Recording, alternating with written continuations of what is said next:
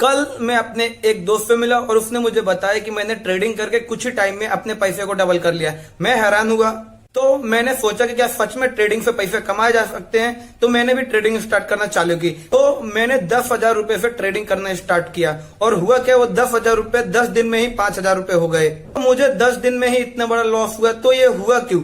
तो आज हम बात करेंगे हम जैसे रिटेल इन्वेस्टर को ट्रेडिंग करनी चाहिए या फिर इन्वेस्टिंग करनी चाहिए। ट्रेडिंग में पैसे कमाने के ज्यादा चांसेस है, इन्वेस्टमेंट में पैसे कमाने के ज्यादा चांसेस हैं। सबसे पहले हम समझते हैं कि ये ट्रेडर और इन्वेस्टर में डिफरेंस क्या होता है। मान लो मैंने कोई एक घर खरीदा और उसकी वैल्यू 10 दिन में ही डबल हो गई, तो मैंने क्या किया, उसको बेच के निकल गया अपना प्रॉफिट बना के। तो यहाँ पे मैंने ट्रेडिंग की। और वही मैं अगर इन्वेस्टर की बात करूं तो मैंने ये सोच के घर खरीदा कि आज मैं इस घर को खरीदता हूं और अगले 10 साल के बाद यहाँ पे कोई हाईवे जाएगा या फिर कोई प्लेटफॉर्म बनने वाला है तो इसकी वैल्यू बहुत ज्यादा बढ़ने वाली है। तो यहाँ पे मैंने इन्वेस्टमेंट की। तो आज हम बात करेंगे कुछ ऐसे पॉइंट्स की जिससे हमें पता चलेगा कि हम एक ट्रेडर हैं या फिर इन्वेस्टर।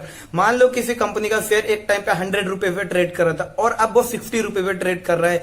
तो कुछ लोग क्या करते हैं, डायरेक्ट उस कंपनी में पैसे लगा देते हैं। तो यहाँ पे आपने ट्रेडिंग की है क्योंकि अपने शेयर के प्राइस को देख के पैसे लगाए थे। और वही मैं इन्वेस्टर की बात करूं तो वो पहले उस कंपनी के वैल्यू निकालता है, जैसे कि उस कंपनी का मेन रीजन क्या है गिरने का, क्या ये कंपनी फिर से आगे जाके ग्रोथ करने वाली है या फिर कुछ न्यूज की वजह से इस कंपनी का शेयर का प्राइस गिरा है। और भी बहुत सारी बातें चेक करेगा इन्वेस्टर। फिर उसके बाद उस कंपनी में वो पैसा अपना इन्वेस्टमेंट करता है। और मैं वही दूसरे ट्रेड की बात करूं, मान लो मेरा कोई दोस्त है, वो आके बोलता है कि इस कंपनी का शेयर बाय कर ले, ये कुछ टाइम में ऊपर जाने वाला है जिससे तुम्हारे पैसे डबल हो जाएंगे। तो हम क्या करते हैं, बिना सोचे समझे उस कंपनी में पैसा लगा देते हैं। अगर वही हम इन्वेस्टर होते तो हम उस कंपनी के बारे में जानते कि वो कंपनी काम क्या करते हैं, उस कंपनी के आने का मेन रीजन क्या है और ये कंपनी बनाती क्या है, कंपनी कौन सा प्रोडक्ट बनाती है और उस प्रोडक्ट में कौन सा रॉ मटेरियल यूज करते हैं और उस कंपनी के लास्ट 4 क्वार्टर रिजल्ट कैसे थे और कंपनी आने वाले 5 सालों में कैसा परफॉर्मेंस करने वाली है। अगर आप ये सब चेक करते हैं तो आप यहाँ पे एक इन्वेस्टिंग करते हैं और उसके बाद उस कंपनी में अपना पैसा इन्वेस्ट करते हैं। और वही मैं थर्ड ट्रेड की बात करूं तो जो ट्रेडर होता है वो टेक्निकल चार्ट और न्यूज को बहुत जल्दी फॉलो करता है।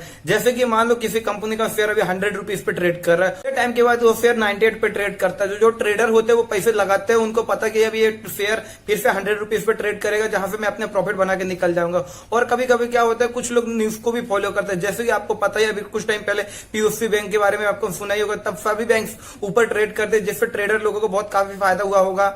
और वही इन्वेस्टर होता है तो कभी वो टेक्निकल चार्ट नहीं देखता है, वो कंपनी का वैल्यू को फाइंड आउट करने को सोचता है। जैसे कि इस कंपनी का भी ईपीएस क्या है, कंपनी का पीई रेशियो क्या है, कंपनी का आरओई क्या है और उसके बैलेंस शीट को भी चेक करता है और उसके बाद अपने उस पैसे को उस कंपनी में इन्वेस्ट करता है। और वही मैं फोर्थ ट्रेड की बात करूं तो जब मार्केट बहुत ही वोलेटाइल रहता है तब बहुत सारे जो ट्रेडर होते हैं वो एक्टिव हो जाते हैं। उनको पता है कि अभी मार्केट बहुत ऊपर नीचे हो रहा है जिससे में प्रॉफिट बनाने के बहुत ज्यादा चांसेस बन जाते हैं। अगर आप एक इन्वेस्टर रहते हैं तो आपको मार्केट का कोई फर्क नहीं पड़ना चाहिए, क्योंकि आप क्या करते हैं, एक अच्छी सी कंपनी को चूज करते हैं और उस कंपनी में आप डिसिप्लिन रखते हैं। डिसिप्लिन के साथ साथ में पैसे थोड़े थोड़े इन्वेस्ट करते हैं और उस कंपनी को 5 से 10 साल तक के लिए इन्वेस्ट करते हैं, जिससे कि आपको बहुत अच्छी रिटर्न मिलती है वहां से। सब बातें सुनने के बाद कुछ लोग बोलेंगे मैं इन्वेस्टर की तरह रिएक्ट करता हूं तो भी मेरे पैसे लॉस में क्यों जाते हैं। तो आप यहाँ पे क्या गलतियां करते हैं। नंबर 1 गलती, हम अपने पोर्टफोलियो को डाइवर्सिफाई करके नहीं रखते। हम एक कंपनी में इतना सारे पैसे इन्वेस्ट कर देते हैं और जब मार्केट नीचे जाता है और वो कंपनी नीचे जाती है तो हमको बहुत बड़ा लॉस होता है।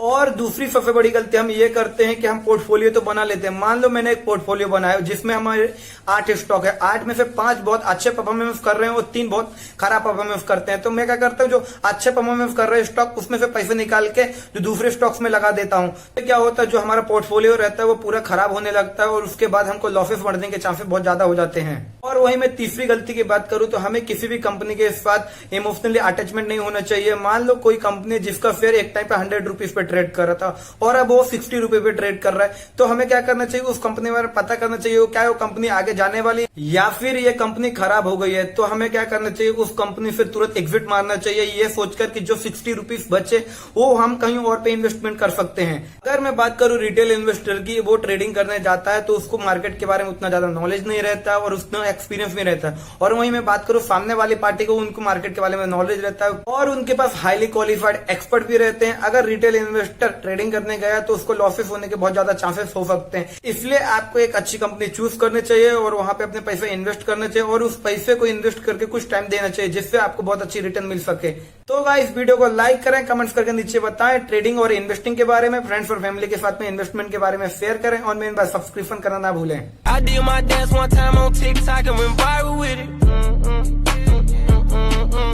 I did my dance one time on TikTok.